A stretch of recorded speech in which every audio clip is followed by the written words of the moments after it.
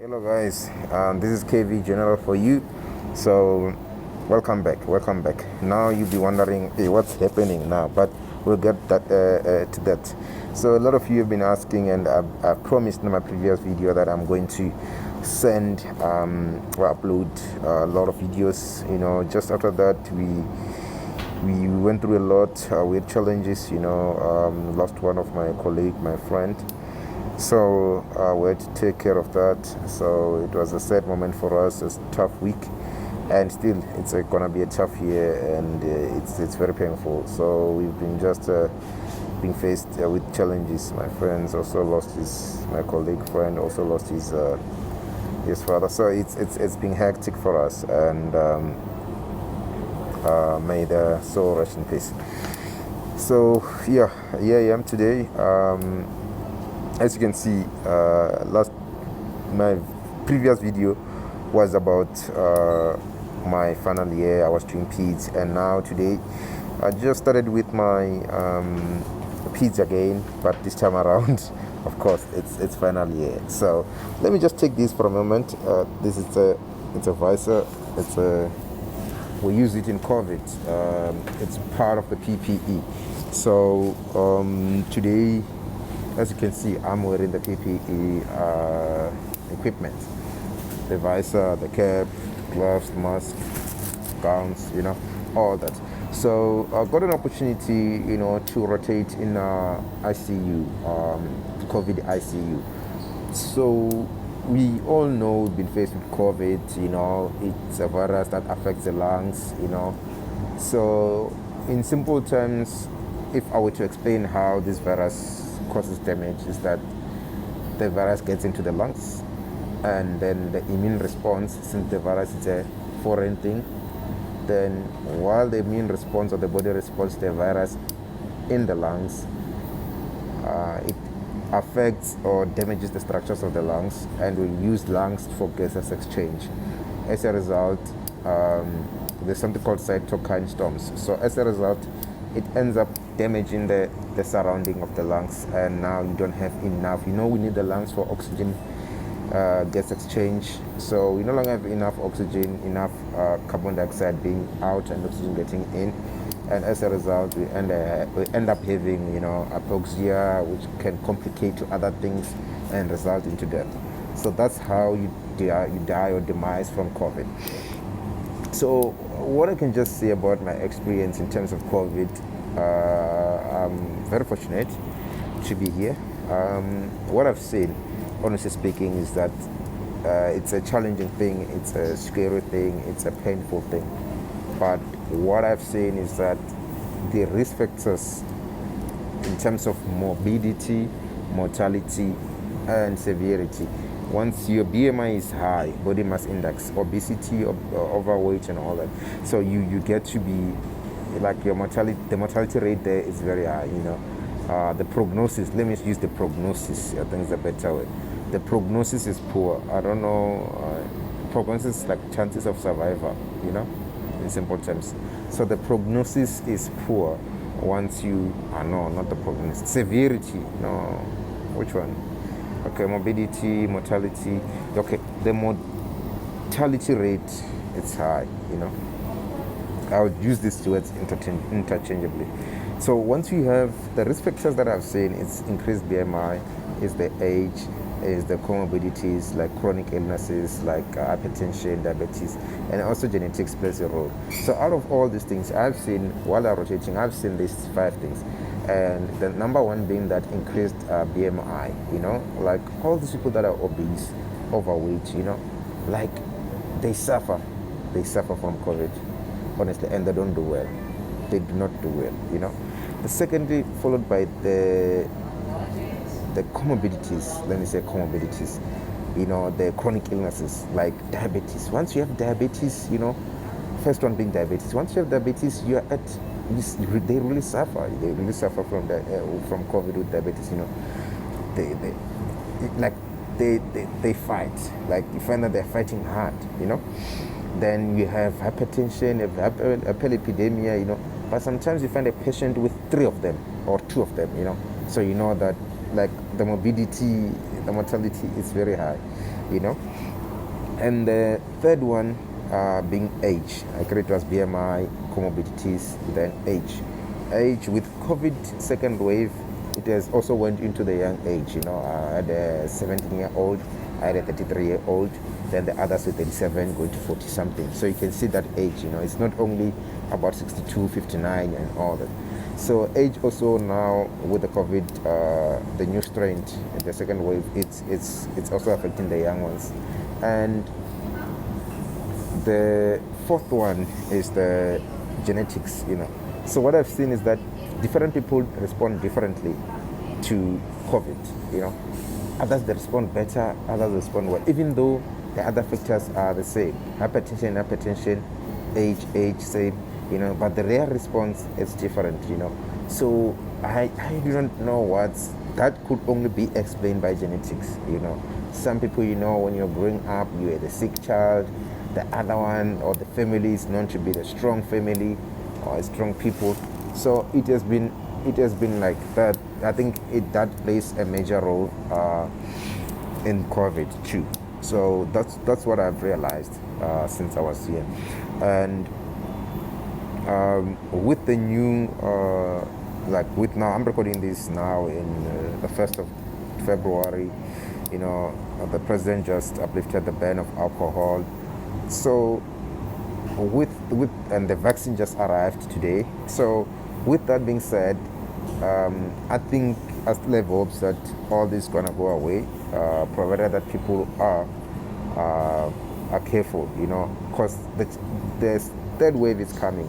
That one is certain, because it's the same thing, the same process that we had the first wave, then we had our festives where alcohol was being sold 20-something December, 16 December. Then from there, it went to a second wave, Then the second wave, I'm not sure about the dates, but it went to a second wave, then we closed down. Now we're opening again. We're going to go to the third wave, probably June, July, So it's just going there. But I don't think it will be that severe in terms of the second wave. But with the COVID, with the vaccines again, I think it's going to be a better COVID, even though we don't want it, but it's not going to be worse as compared to the one that we just succumbed to now. So the experience really, I think it is important. Like, I know we like taking a lot of risks. Like now, I can get COVID, can be admitted, it can affect my school, it can affect my family. So I think big respect to the frontliners. That one I give it to them. They left their families, even though like you can say that they're getting paid for it. Even though you can say they're getting paid for it, but like no one will want to put their life at risk like this. So it's hella different, honestly speaking. What about students? We're not getting paid. So what then? What do we say about us? So it's hurting, it's challenging, it's exhausting, but we have to face it. It's sad. Losing patience. Okay, lately we've not been losing patience, but losing patience is very hurting, because you're calling someone that, hey, your parent just passed away, your father, your mother. And the worst thing is that at that time, they cannot visit them. Remember, if you are in COVID ward, you cannot visit the person because it's one of the protocols. I think maybe they did that because what if you come here and get COVID too? You're going to be admitted too. The whole family be admitted, So I think it's a good move. But imagine your father passing away without visiting him. The last time you saw him was going to hospital, but he never came back. You never saw him again. So it's very painful. My condolences to the family that lost their loved ones due to COVID, or due to this 2021 year, And the other thing that I also had questions about, it's about the resuscitation, I remember I had one of my doctors in George Mukari.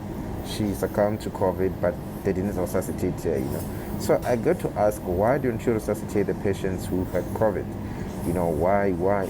Because they said it's an resuscitation sort of an aerosol generating procedure, So, like when you are there, resuscitating and all that, like that patient, the air just coming out with COVID. I said, oh, okay, that's manageable. But they said they said they do resuscitate patients, but not every patient. There are patients that when you resuscitate them, when they come back, they even get worse. Yes, ethically it sounds like, why don't you just resuscitate them then? But with the experience, there are patients who cannot be resuscitated, and there are those that can be resuscitated. I do not know how, why, but I think they use in terms of the age and in terms of the lungs, to say, okay, the lungs can still pick up. The age also plays a role, because it's like resuscitating someone that is going to remain in the machine forever and maybe pass away in 2 weeks' time, or in one. Like the prognosis is poor. And yeah, so but others, they get resuscitated. So it's not all patients that do not get resuscitated. There are patients, and you can imagine the person putting their life at risk by resuscitating someone. So yeah, it's a challenging thing, but that's what I have for you now. I do not know how should say it. I like seeing people on ventilators fighting for their lives. Big people, doctors, nurses, CEO of companies. Like what? Why? How did we get here? So it's this thing. It like it breaks you. It emotionally drain you. It will emotionally drain you. You can't be in a situation you think you're gonna be okay being in a situation where people are dying now and then you're certifying death afterwards. You can't be. I've seen people resign. I've seen like others taking leave because it's affecting them. You can't be fighting the whole week, trying to save someone, and all the people, they're just passing away. I really don't know, but I have hopes that we're going to pass this. I don't know what. There are conspiracy theories, but as long as we get over this, I think that's when we'll be able to do well. That's when you'll be fine. So, not yet. So, yeah, I believe we're going to get past this. And whoever you pray to, pray hard. I'm a Christian. I pray to God, and I pray that He sends His angels to come save us. For His plans are not our plans. Our plans are not His.